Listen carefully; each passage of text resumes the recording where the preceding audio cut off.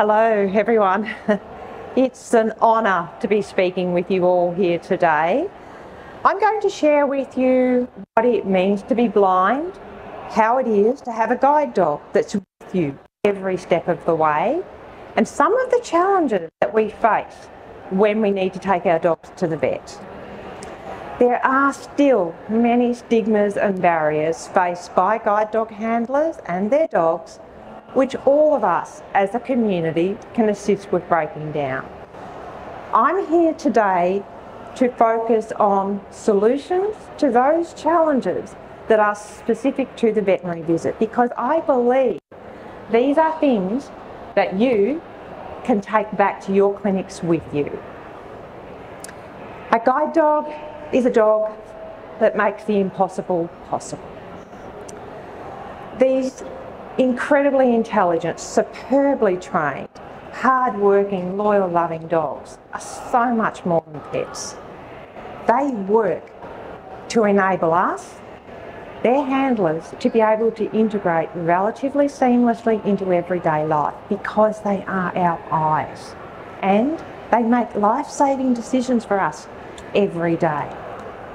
One example, a guide dog can assist a handler to walk safely to a cafe by crossing a busy road, avoiding footpath obstructions, taking us, the handler, directly to the door of the cafe, then to the counter to order our coffee, then helping us to find a seat to sit and wait for our coffee, allowing us to feel comfortable in a step-by-step process. A process that most people would consider pretty straightforward.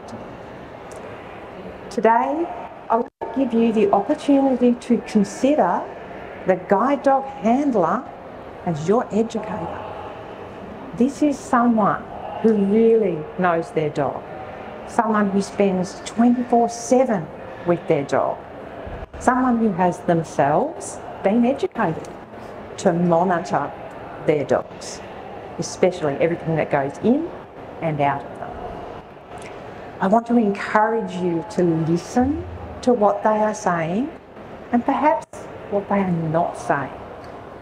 This is going to allow you to build a much stronger relationship, which is going to deliver the best possible care outcomes for the dog and the handler. Together with the dog and the handler, you are a three-way team. Although there is an onus on the handler to be honest with their vet, we do need to be mindful that sometimes, because of our disability, we can find it difficult to establish that trust. So you may need to work a little bit harder to foster that. We can feel vulnerable to open up at times. And one reason can be is because we can't always see your facial expressions to get a clear understanding, or to determine that you understand what we are really saying. It's also a little bit of a self-preservation thing. We can sometimes be fearful that people are going to judge us and think that we can't look after our dogs because of our disability. So yeah, the vet team needs to build trust. The best way to do that is to take on board some of the suggestions I'm going to offer you today. In doing this, you are investing in a partnership. Vision loss is such a uniquely individual and personal journey. But when we take on guide dog mobility, there are some commonalities, and I will cover those today. Now let me just say that I know I am the right person to be speaking to you today because I am a vet nurse. Yes, I am blind and I had to stop nursing because of my blindness, but in my heart, I'm still a vet nurse. I am so proud to be able to say this because as an industry, we care. We particularly care about that unique human-animal bond. We value it and we respect it. I grew up on a farm in the Western District of Victoria. So my affinity with animals goes back as far as I can remember. I've always understood and respected them, from working animals to pets and those that cross over. I just get it, and for that I am so thankful for those formative years. My vision loss is retinitis pigmentosa. It was diagnosed in my early 20s and it's been steadily declining ever since. The main characteristics are night blindness and an increasing lack of peripheral vision, so tunnel vision. I was also diagnosed with a hearing impairment at the age of 5, but it has remained relatively stable and is fairly well corrected with 2 hearing aids. After finishing high school, I moved to Melbourne to pursue a career as a veterinary nurse, starting off as a junior trainee nurse at a large animal welfare shelter in North Melbourne. I stayed there for 31 years. I completed my Advanced Certificate of Veterinary Nursing in 1991 at Box Hill TAFE, and I'm so pleased to have one of my former teachers in the room with me today. So thank you so much for all your support, David, over the years. I was incredibly fortunate to work across many areas of nursing, including surgery, clinical and shelter nursing.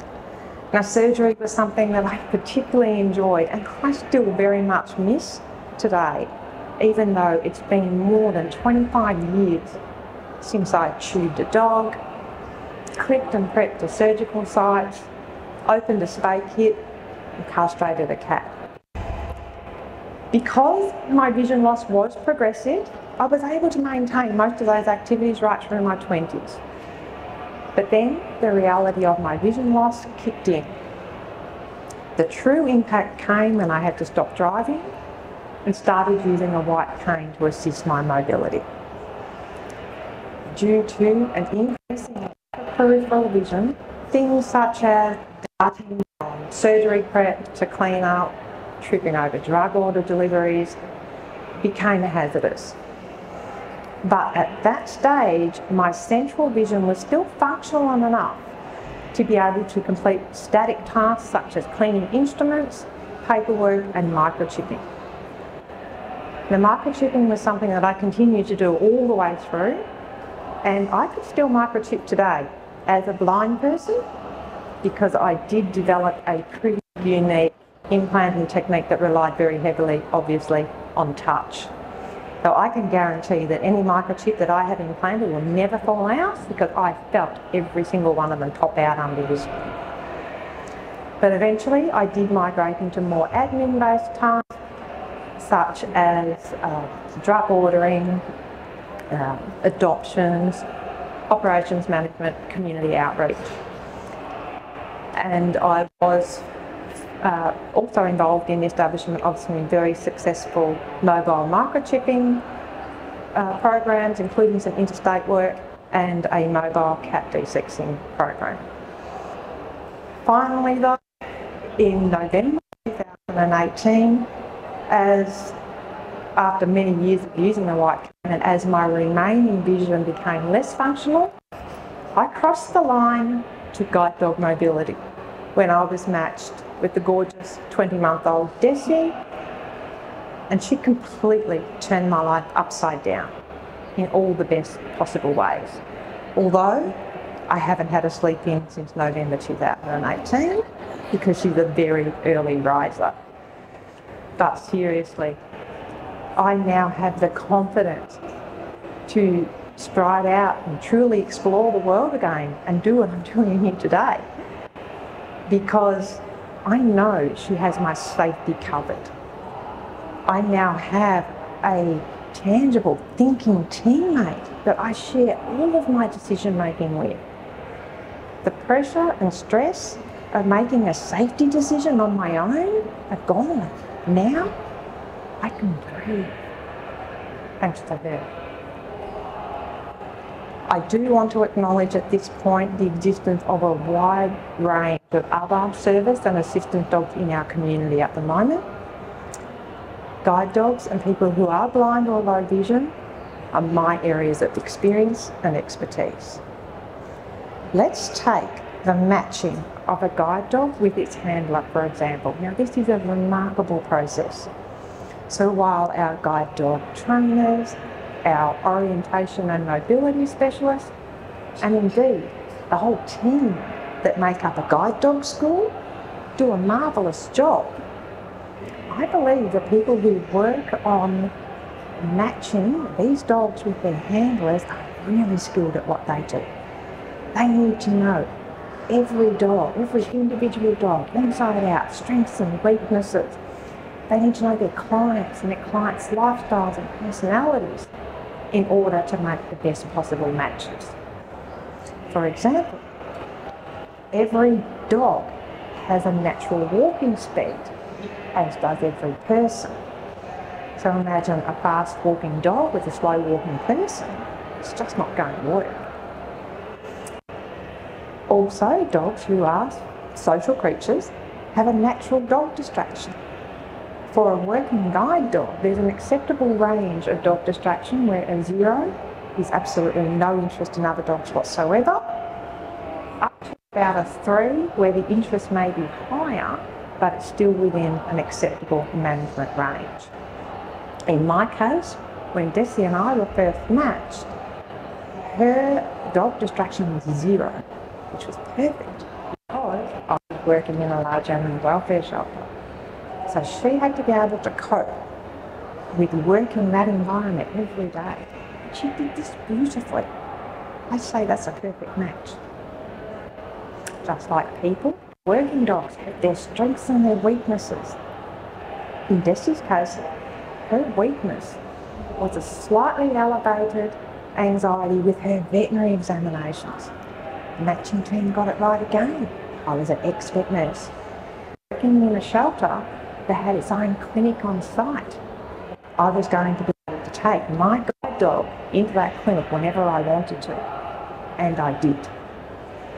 During those initial visits, she was definitely hyper-aware, less calm than usual. I could feel how tense and rigid her body was.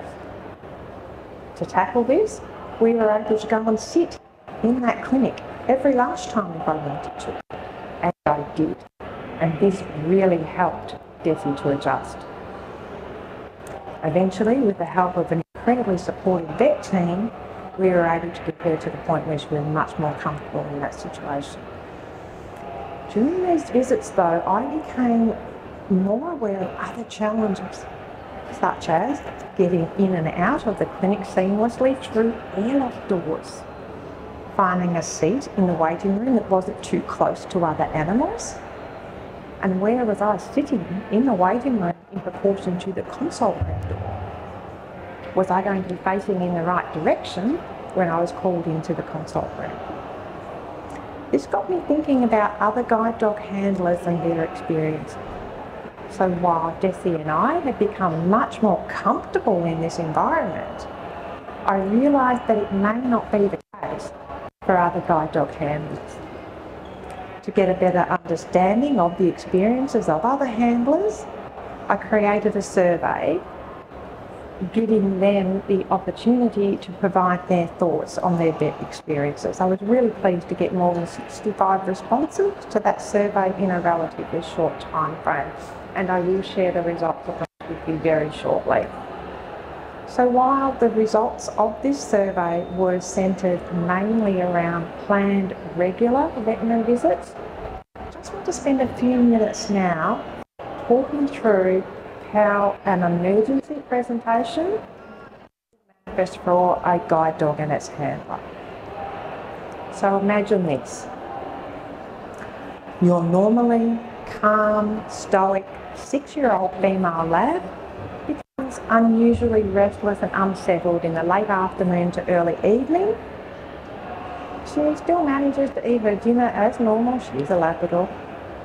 But as the night wears on, this normally non-vocal dog is really sooking and groaning and she can't settle to sleep. This was Desi and I just a few weeks ago. I cast my mind back. I'm thinking, what could be different over the last few days? Could she have gotten into something that's upset her stomach? But no, that was the case. She'd thrown up her dinner, which is what she has done on previous occasions when she's eaten something that she shouldn't have. Again, she's like it. So the only thing that comes up is that she could possibly have been urinating a little bit more frequently, and her water intake really hasn't changed that much. So as the night wears on, she's showing increasing more signs of discomfort. I know she needs some help. This is not normal. Maybe it's a UTI. Either way, she needs some pain relief and maybe an immediate start on antibiotics. So that was stress number one. My dog is sick. As midnight approaches, I have to wake my husband to ask him to drive us to the emergency clinic. That was stress number two. I can't just jump in the car and take her myself. Stress number three, it's dark outside. Night blindness is one of my vision loss symptoms. Stress number four, she's sick, she can't work, my mobility is impacted, I feel vulnerable. Stress number five, I have to take my dog to a clinic that she's never been to before, and she's prone to high anxiety in that situation. So I call ahead, I explain, I'm blind, my guide dog is sick, she has high anxiety in a veterinary situation, I cannot be separated from her. And as much as I hate doing this, I also explain that I'm an expert nurse. And I did this because I wanted them to know that I have a good understanding of what's going on with my dog.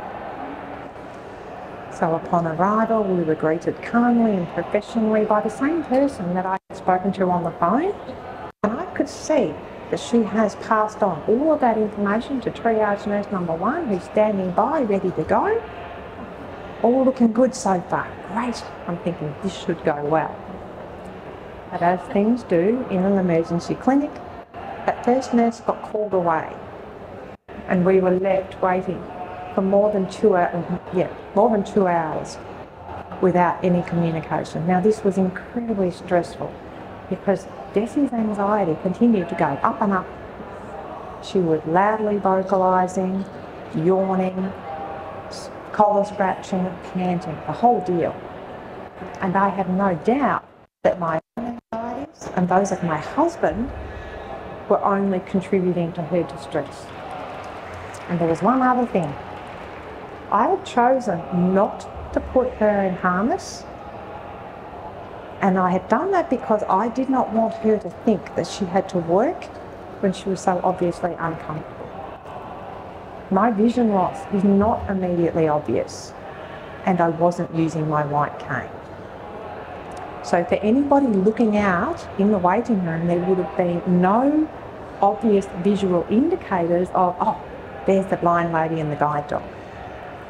So when we were eventually called into the consult room with triage nurse number two, I was not immediately confident that all of my information had been passed on because there was no acknowledgement of that. If there had been a simple, okay, this is Desi and she's a guide dog, right? I would have been reassured that there had been consistent communication going on with the staff about my case. I didn't get that. I had to explain everything all over again, and that was stressful because I just wanted my dog treated for her pain quickly. But eventually, the nurse took charge and she began her examination.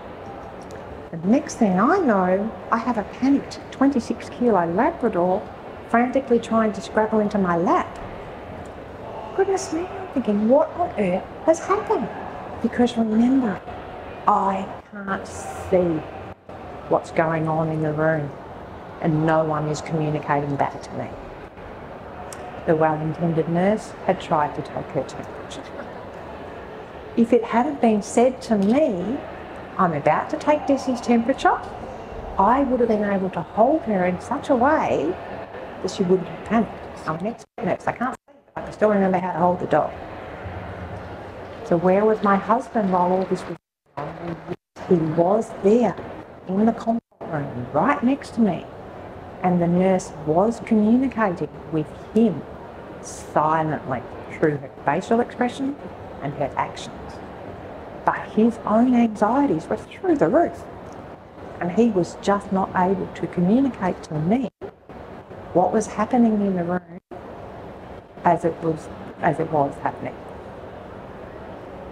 So yeah, I have no doubt if this nurse had been more aware of the challenges that are faced by guide dog handlers, she would have known to communicate directly and verbally with me, the true owner of the dog, and together we could have got the job done in a much calmer way that was more comfortable for the dog. So two really big things in that little story: clear, consistent communication and making sure your client knows that that's happened, and communicate directly and verbally with guide dog handler, not necessarily the person that is in the room with them. Zoe and I are now going to take you through some slides to give you some practical takeaways and some learnings and insights from the guide dog handler community. I will then come back after Zoe has gone through the slides and close with a few short words. So just over to Zoe now. I'm just going to take a seat back, hopefully, and Zoe will take over. Oh, she's not going anywhere. Thanks, Melanie. In Melanie's survey, we covered 4 different areas. The first one was about clinic accessibility. So most people agreed that having clear pathways to the door, identifiable pathways for toileting would be helpful, alongside accessible car parks, ramps, high contrasting and ground tactiles. Key takeaways also include appropriate lighting and accessible counters. The second area we asked about was the greeting and waiting room, and most people agreed that an audible greeting and information about the room, including whether there are any other animals in it, was important, and seating away from those other animals, and the offer of a sighted guide where possible. Key takeaways for this area also included direct communication and permission to speak directly to the guide dog. The third area was about the consulting room, and important points about this were having vets who give you time to speak, who are comfortable with tactile explanations, and who ask from the start what is going to be the best way to engage you with your guide dog. The key takeaway from this is choices, medications, consistent communication, harness preferences, and encouraging the participation of the handlers themselves. And the fourth and final area is the post-consult. So important points here were the optional things like text or email messages of the care instructions, tactile EFTPOS machines, and sighted guides again at the end. And a key takeaway from this includes having things like clear medication instructions and tactile labelling. So that's an example of what tactile labelling means. From the results, we think it's an important final quote to finish on. So he always lays out all of my options instead of making a decision for something past best. My current vet, what doesn't brush off my worries, which is so important to me. He also talks directly to me rather than talking to someone that might be with me. And he always explains what he's doing with my dog, things that he sees, feels. He explains the results of the examination, and my vet treats my dog with kindness and treats me like an adult. It's refreshing as he treats me as though I'm just someone else rather than a blind person that people feel like they must treat with kid gloves. And that's all from me. Back to Melanie to finish up. Thank you so much, Zoe. Now these slides are available, so please, I'm not going to take any questions up here on the stage afterwards. It's just a bit too difficult with my hearing loss, but I will be at the back of the room, so please come up, say hello, grab a business card from Zoe or myself. It has all of my details on. I would love to share these slides with you if you think that they will be useful. I would like you to consider that everything we have gone through today can also be applied to any clients that you have who are blind or low vision that do not necessarily have a guide dog. They're all just really handy tips. We want all of your clients going home and saying to their friends and family, my vet team are the best, they just get it. And they have a really good understanding of the challenges that are faced by guide dogs and their handlers. How cool is that? So we hope that you can leave today secure in the knowledge that you have the power to make changes that can be experienced by all of your clients, not just your blind client, because remember, your sighted clients are the ones that are really going to be observing and watching how you're interacting with everybody else. So thank you for taking a walk in our paws today.